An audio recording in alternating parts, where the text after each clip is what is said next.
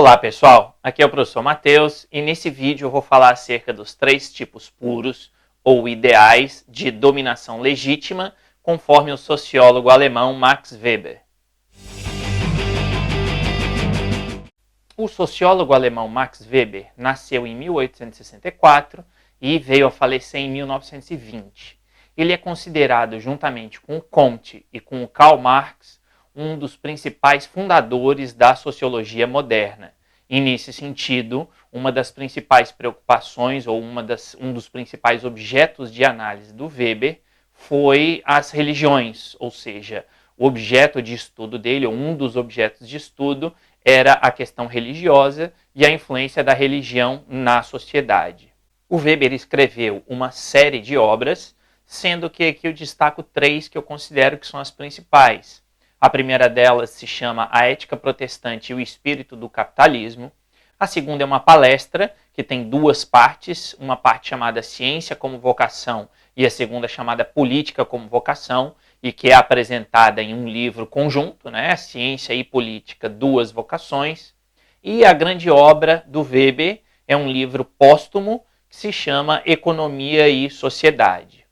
O Weber possui uma série de ideias e uma série de perspectivas sociológicas, então, quando ele analisa a realidade. E, nesse sentido, o objetivo aqui nesse vídeo vai ser falar a respeito de um ponto específico da teoria weberiana, que é aquilo que ele chama de 3 tipos ideais ou 3 tipos puros de dominação legítima. Para a gente compreender isso, a primeira coisa que precisa ficar claro é o que significa essa ideia de tipo ideal ou de tipo puro. O tipo ideal nada mais é do que um modelo a respeito de determinado assunto.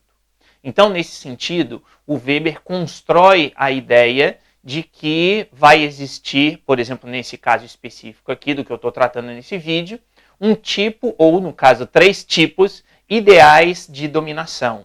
Ele também fala, por exemplo, sobre 4 tipos ideais de ações sociais, ou seja, de formas pelas quais o indivíduo atua na sociedade. Ele fala a respeito, por exemplo, do tipo ideal que ele chama de feudalismo, o tipo ideal que é a cidade moderna. Então, nesse sentido, precisa ficar claro aqui para vocês o que é, repito, esse conceito de tipo ideal, que nada mais é do que um modelo. Então, é um modelo abstrato, é um modelo que o próprio Weber diz que não existe necessariamente na realidade, mas é um modelo que ele considera útil para quê? Para que se possa, a partir desse modelo, ou a partir desse tipo ideal, portanto, analisar a realidade, analisar aquilo que é o objeto de estudo no caso. Então, voltando aos exemplos que eu dei antes, existem os tipos ideais de dominação. Para que eles servem? Eles servem para que o cientista social possa, com base nesses tipos ou nesses modelos, analisar de que forma, então, se dá a dominação de um sobre o outro. Ou os tipos de ação social. Para que eles servem? Eles servem, então, para que o cientista social, com base nesses modelos, possa identificar ali a forma ou a motivação dos indivíduos quando esses indivíduos estão agindo em sociedade. Dito isso, a gente passa, então, para o próprio conceito de dominação. Veja que aqui num primeiro momento eu não estou dizendo, ou não estou falando acerca dos 3 tipos de dominação. Isso eu vou falar um pouquinho mais para frente. Mas é necessário que vocês compreendam o que o Weber entende por dominação. Então, se a gente pega no linguajar comum, talvez seja possível dizer que dominação, ou que quando uma pessoa domina a outra, significa dizer que a primeira manda e a segunda obedece, de uma maneira bastante simples, né?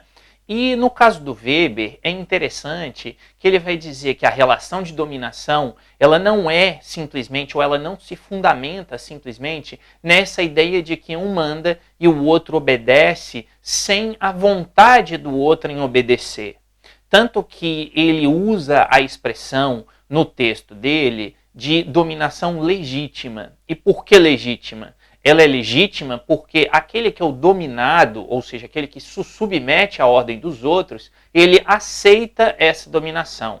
E aqui, em um primeiro momento, não importam aí os motivos dessa aceitação. O Weber ele coloca assim, e claro que eu estou aqui sintetizando, né, resumindo bastante, mas ele coloca basicamente o seguinte, que se aquele indivíduo que se submete, ele faz aquilo que o outro quer, não importa ali num primeiro momento, repito, os motivos. O que importa é que ele está fazendo, e quando ele está fazendo, então, ele está aceitando, ele está se submetendo, ele está, portanto, legitimando o domínio do outro. Então, nesse sentido, seria possível aqui usar a mesma nomenclatura que o jurista italiano Norberto Bobbio utiliza nos seus textos quando ele vai falar acerca das relações de poder e autoridade. Ou seja, o Bobbio afirma que existe o A e o B, ele usa essa nomenclatura. Então, o A seria aquele que manda, digamos assim, e o B é aquele que obedece. Então, nesse sentido, o Bobbio afirma que uma relação de poder é aquela na qual é usada principalmente ali uma ameaça ou a ideia de algum tipo de coerção do A sobre o B.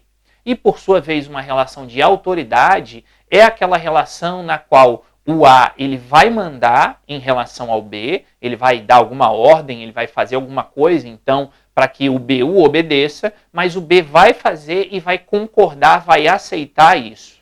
E é esse, então, o sentido que o Weber, antes, claro, do Bobbio, vai analisar essas relações de dominação. Ou seja, ele vai levar em consideração não apenas aquilo que os líderes, que o A faz, mas ele vai levar em consideração também as ações que os liderados, ou que o B, nesse exemplo que eu dei, vão fazer em relação às ordens dos líderes. Isso se torna extremamente relevante, porque na época em que o Weber escreve, outros autores escreviam também sobre relações de dominação, sobre relações de poder, mas esses autores contemporâneos do Weber falavam apenas acerca do posicionamento ou das ações dos líderes, enquanto que o Weber, então, ele inovou, porque ele leva em consideração não apenas aquilo que os líderes fazem, mas também os motivos que levam a que os liderados obedeçam aos líderes. Daí, então, a ideia de que a dominação é uma dominação legítima. Por exemplo,